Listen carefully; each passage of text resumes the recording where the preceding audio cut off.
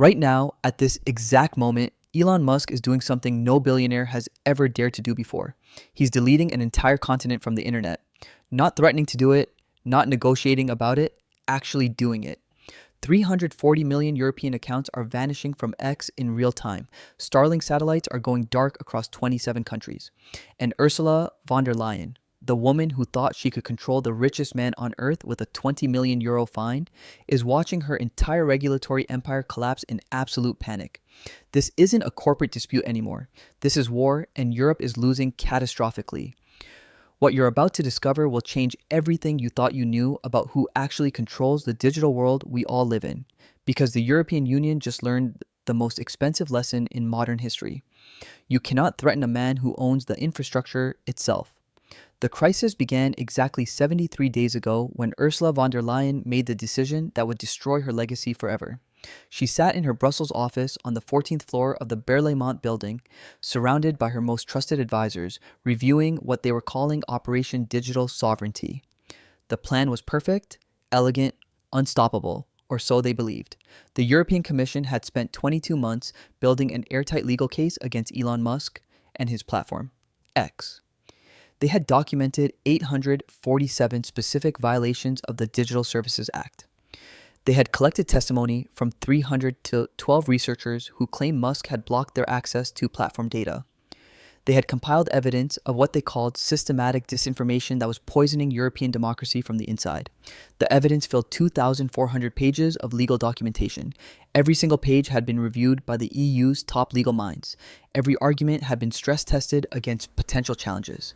Every claim had been verified and cross-referenced multiple times. This wasn't a rushed political attack. This was a comprehensive legal siege designed to bring Elon Musk to his knees and force him to surrender control of his platform to European regulators.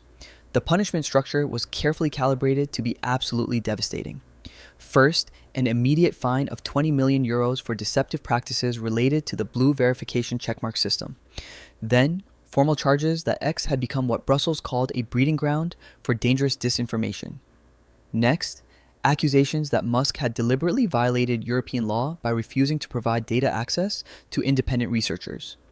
And finally, the ultimate weapon that would force complete surrender. X would be banned from every single app store across all 27 European Union member states unless Musk agreed to one non-negotiable demand. He had to install EU-approved content moderators directly inside X's headquarters in San Francisco. These weren't going to be advisors. These weren't going to be consultants who made suggestions Musk could ignore. These were going to be officials with actual enforcement power. They would have the authority to remove any content they deemed harmful to European interests. They would have the power to suspend any account they considered dangerous. They would have the ability to control what 340 million Europeans were allowed to see, read, share, and say on the platform. Essentially, Brussels was demanding that Musk hand over the keys to free speech on X and let European bureaucrats decide what qualified as acceptable communication. Von der Leyen had absolute confidence this would work. She had done this exact thing before with every other American tech giant. She had brought Apple to its knees over App Store monopoly policies, forcing the company to completely restructure its entire ecosystem. She had made Google pay 8.2 billion euros in antitrust fines and fundamentally changed how it operated across Europe. She had forced Meta to dismantle its data collection infrastructure and rebuild it according to EU specifications. Every single time, the pattern was identical. First, the tech companies resisted. They complained about regulatory overreach. They threatened to reduce their European operations.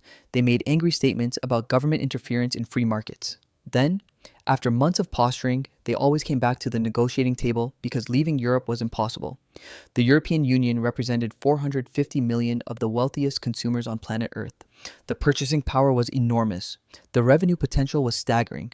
No technology company could afford to abandon that market. The financial loss would be catastrophic. The competitive disadvantage would be permanent. So they always surrendered eventually. They always paid the fines. They always accepted the restrictions. They always found a way to comply. Von der Leyen had mapped out exactly how the Musk negotiation would unfold. Phase 1, Musk would explode on social media with posts about tyranny, censorship, and attacks on freedom. Phase 2, his lawyers would request formal meetings to discuss the specific allegations and potential remedies. Phase 3, there would be 6 to 9 months of back and forth negotiations about the fine amount and the exact authority the EU moderators would have. Phase 4. Musk would agree to a modified version of the demands. Declare victory by claiming he had protected free speech while making minimal concessions, and everything would continue operating normally. This was how it always worked. This was how it had worked with Tim Cook at Apple, with Sundar Pichai at Google, and with Mark Zuckerberg at Meta. Von der Leyen had absolutely no reason to believe Elon Musk would be any different. But Musk was different. Fundamentally, structurally, and dangerously different in ways that Brussels completely failed to understand. Normal CEOs operated within constraints that Musk had systematically eliminated from his life. Normal CEOs had boards of directors who could overrule their decisions if those decisions threatened shareholder value. Normal CEOs had investors who demanded quarterly profit growth above everything else. Normal CEOs had financial partners who would revolt if the company sacrificed billions in revenue for abstract principles about freedom and government control. Musk had none of those limitations. He owned X completely and outright. He had purchased the entire company with $44 billion of his own money. He had no board that could fire him. He had no shareholders who could sue him for destroying company value. He had no investors who could threaten to pull their funding if he made decisions they disagreed with. He could do exactly what he wanted, when he wanted, for whatever reason he wanted. And what he wanted was something that von der Leyen never even considered possible. He wanted to prove that European regulatory power was built on nothing but illusion and bluff. He wanted to demonstrate that the EU's authority only existed because tech companies voluntarily chose to recognize it. He wanted to show the entire world that threatening Elon Musk was the biggest mistake any government could make. So, when the European Commission issued its final ultimatum on December 3rd, 2025, demanding that Musk comply with all their terms within 30 days or face an immediate and total ban across every European country, something completely unprecedented happened. Silence. Absolute, total, unnerving silence that stretched for weeks and created confusion that slowly transformed into genuine fear inside the Berlaymont building. For 19 days, Musk said absolutely nothing publicly about the EU's demands. No posts, no statements, no press releases, no interviews, no angry comments about government overreach, no complaints about censorship, no threats about leaving Europe, nothing. It was as if he had simply decided that the European Union no longer existed in his world. His legal team in Europe went completely dark. They stopped responding to emails from EU officials. They stopped attending scheduled compliance meetings. They stopped filing the procedural documents that European law explicitly required them to submit. They vanished from every official channel of communication inside Brussels. This silence created growing panic among officials who had expected the usual pattern of resistance followed by negotiation. Some commissioners believed Musk was preparing a massive legal counterattack with armies of lawyers ready to challenge the EU in every court across the continent. Others thought he was stalling for time while his technical team searched for loopholes in European regulations that would allow him to continue operating without actually complying. A few officials, the ones who had actually studied Musk's history of confronting governments and regulators, began to suspect that something else was happening, something they hadn't planned for, something they hadn't even considered remotely possible. They were right to worry, because while Brussels waited for Musk to respond through normal diplomatic and legal channels, he was doing something far more radical than anyone in the European Commission had imagined in their worst nightmares.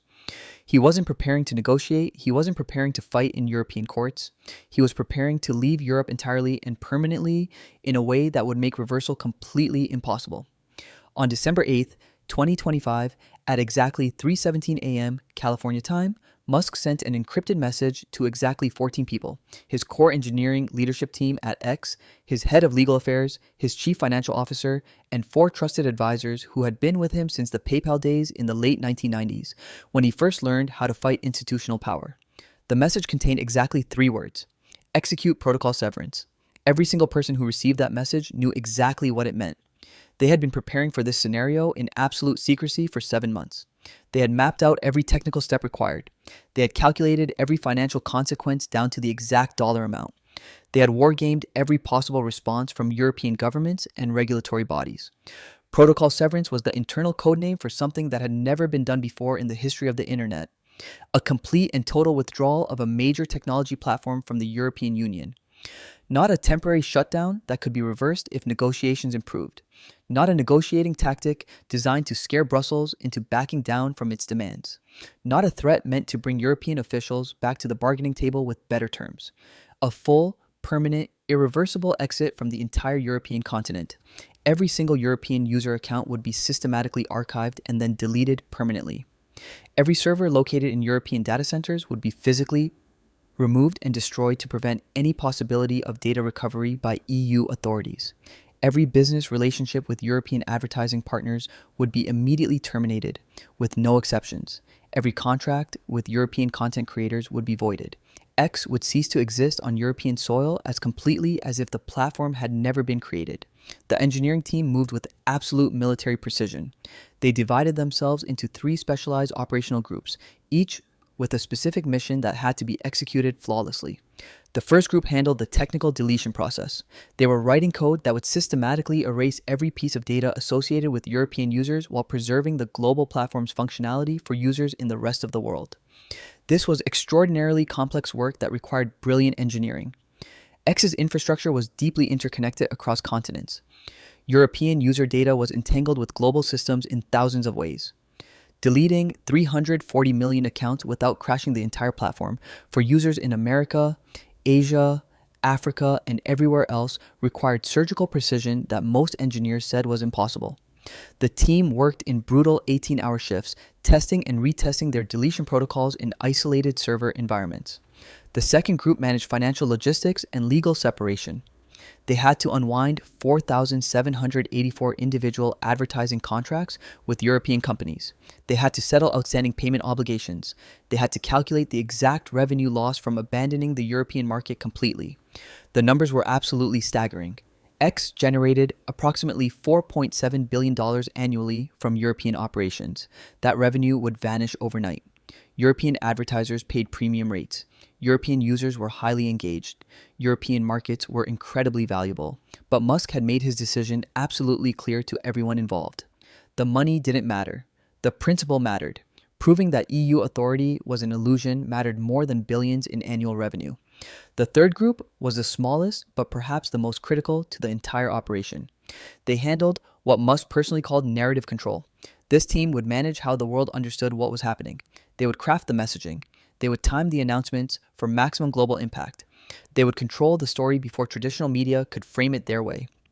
Musk had learned something crucial from his years of battling governments, regulators, and media organizations across multiple continents.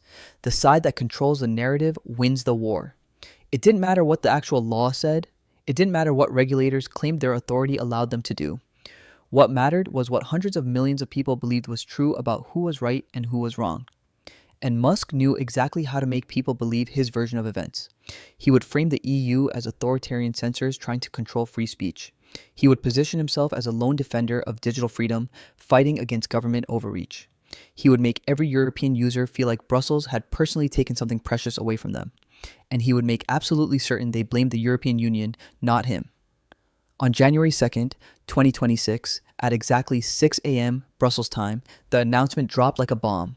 Musk didn't use traditional press releases. He didn't go through corporate communications departments. He didn't have his lawyers draft carefully worded legal statements designed to minimize liability.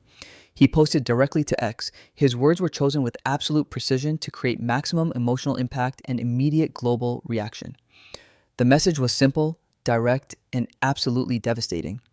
Effective immediately, X will cease operations in the European Union. This is not a negotiation. This is not a threat. This is a final decision. Brussels has demanded that I surrender control of free speech on this platform to EU bureaucrats who will decide what 340 million Europeans are allowed to say and read. I will not do this. Brussels has demanded that I install government-approved moderators inside my company who will censor content according to political preferences. I will not do this. Brussels has demanded that I transform X into a tool of state-approved information control. I will not do this. So X leaves Europe entirely. Every account will be deleted permanently. Every connection will be severed. The European Union has made its choice. Now they will live with the consequences.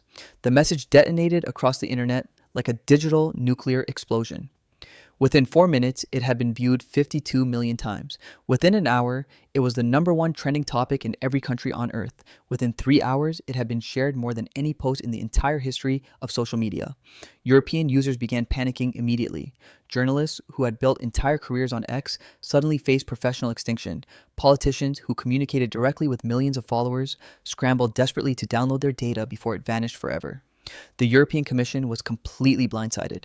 They had prepared response strategies for every scenario they could imagine: legal challenges, fine negotiations, public complaints. They had not prepared for this. They had not prepared for Musk to simply walk away and delete everything. But X was just the beginning. Because while von der Leyen held emergency meetings with panicked EU leaders, Musk was already executing phase 2 of protocol severance. Starlink, the satellite network that had become critical infrastructure for millions of Europeans, was about to go completely dark. Rural hospitals depending on satellite internet would lose connectivity. Farms using precision agriculture would go offline. Remote schools would lose their only connection to the digital world. And when those satellites stopped working, Europe would face something far worse than losing a social media platform. They would face total digital collapse in regions that had no alternatives. The crisis was about to get infinitely worse. Make sure you're subscribed because the next video reveals exactly what happened when Starlink shut down and European governments realized they had no power to stop it. Drop a comment telling me if you think Musk went too far or if the EU deserved this for trying to control free speech. Hit that like button if you want more content exposing the real power struggles happening behind the scenes right now. Now, imagine waking up in rural Germany, France, or Poland and discovering that your internet connection has simply vanished. No warning screen, no countdown, no service temporarily unavailable message, just silence. That was the reality across thousands of European communities. Morning Starlink signals began to disappear sector by sector. At first, technicians assumed it was a routine outage.